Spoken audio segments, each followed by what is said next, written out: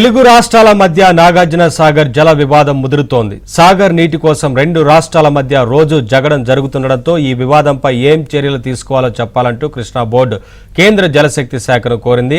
మరోవైపు ఈ సీజన్లో 4వ విడతలో 5 టీఎంసీల నీటిని ఈ నెల 8వ తేదీ నుంచి సాగర్ కుడికాలువ ద్వారా తరలించేందుకు అవకాశం ఇవ్వాలని కృష్ణా బోర్డును ఏపీ సర్కారు కోరింది.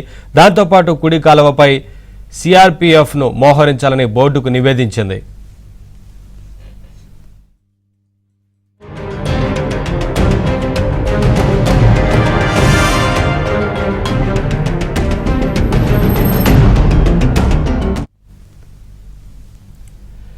నాగార్జున సాగర్ ఎడమ కాలువ కింద నీటి అవసరాలు తీర్చడానికి వీలుగా తెలంగాణ ప్రభుత్వం నీటిని విడుదల చేస్తోంది. ఇలా నీటిని విడుదల చేయాలని ఏపీ కోరడం, తెలంగాణ ఇప్పటికే నీటిని విడుదల చేస్తుండటంతో దీనిపై చర్చించడానికి వీలుగా ఇవాళ త్రిసభ్య కమిటీ సమావేశం నిర్వహించాలని కృష్ణా బోర్డు నిర్ణయించింది. అయితే ఆ సమావేశానికి తాము రాలేమంటూ ఇటు తెలంగాణతో పాటు అటు ఏపీ కూడా బోర్డుకు లేఖ రాశాయి. దాంతో చేసేదేమీ లేక బోర్డు చైర్మన్ శివానందన్ కుమార్ నిన్న కేంద్ర జలశక్తి శాఖ కార్యదర్శికి లేఖ రాశారు. మరోవైపు తెలంగాణకు లేఖ రాస్తూ ఇప్పటికే 2 జలాశయాల నుంచి పరిమితికి మించి నీటిని తరలించారని, ఇక ముందు తీసుకెళ్లరాదని పేర్కొన్నారు.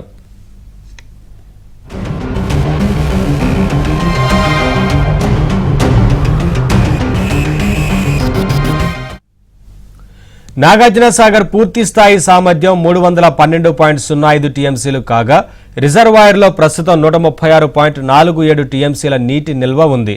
ఇందులో డెడ్ స్టోరేజీకి ఎగువన 12 టీఎంసీలు మాత్రమే ఉన్నాయి. వాస్తవానికి ఈ సీజన్లో సాగర్ కింద క్రాప్ హాలిడేను గత ప్రభుత్వం ప్రకటించింది. జలాశయాలకు ఇన్ఫ్లో లేకపోవడంతో పంటలకు నీళ్లివ్వరాదని నిర్ణయించింది. అయినప్పటికీ కొద్దిమంది రైతులు పంటలు వేసుకోవడంతో ప్రభుత్వంపై ఒత్తిడి పెరిగింది. పంటలకు నీళ్లిచ్చే అవకాశాలు లేకపోయినా తాజా పరిణామాలతో నీటిని అనివార్యంగా విడుదల చేయాల్సిన పరిస్థితి ఏర్పడింది.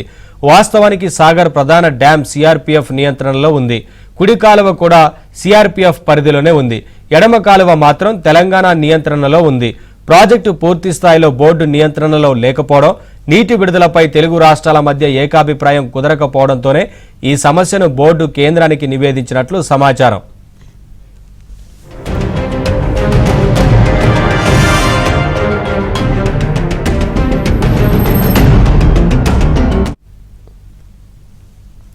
రెండు 2023-24 వాటర్ ఇయర్లో కృష్ణా బేసిన్ ప్రాజెక్టులకు ఇన్ఫ్లోలు పూర్తి స్థాయిలో తగ్గిపోయాయి. దాంతో సాగర్, శ్రీశైలం రిజర్వాయర్లలో 2023 సెప్టెంబర్ 30వ తేదీ నాటికి 80 టీఎంసీల నీటి లభ్యత ఉన్నట్లు గుర్తించారు. ఈ నేపథ్యంలో 2023 అక్టోబర్లో జరిగిన త్రిసభ్య కమిటీ సమావేశంలో 45 టీఎంసీలు ఏపీ, తెలంగాణ 35 టీఎంసీలు పంచుకోవడానికి నిర్ణయం తీసుకున్నాయి. ఈ మేరకు ఏపీ శ్రీశైలం నుంచి 26.98 టీఎంసీలు, సాగర్ నుంచి 15.477 టీఎంసీలు ఇప్పటికే తీసుకుంది.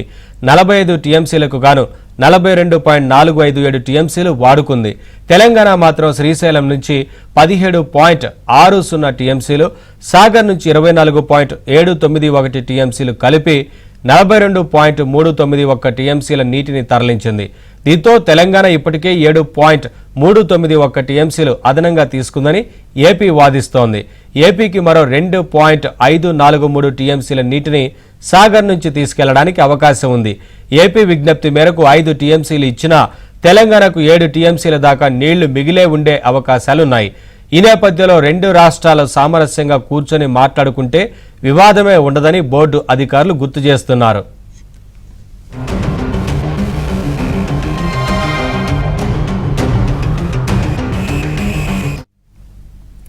కృష్ణా జలాలను రాష్ట్రాల వారీగా పంచడానికి వీలుగా ఈ నెల 8 నుంచి 10 వరకు జస్టిస్ బ్రిజేష్ కుమార్ ట్రైబ్యునల్ విచారణ జరగనుంది. కృష్ణా జలాలను అంతర్రాష్ట్ర నదీ జలాల వివాద చట్టం 1956లోని సెక్షన్ 3 ప్రకారం తెలుగు రాష్ట్రాలకు పంచడానికి వీలుగా జారీ చేసిన విచారణ విధి విధానాలను నిలుపుదల చేయాలని కోరుతూ ఏపీ చేసిన విజ్ఞప్తిని సుప్రీంకోర్టు తిరస్కరించింది. ఈ కేసులో తదుపరి విచారణను మే 8వ తేదీకి వాయిదా వేసింది.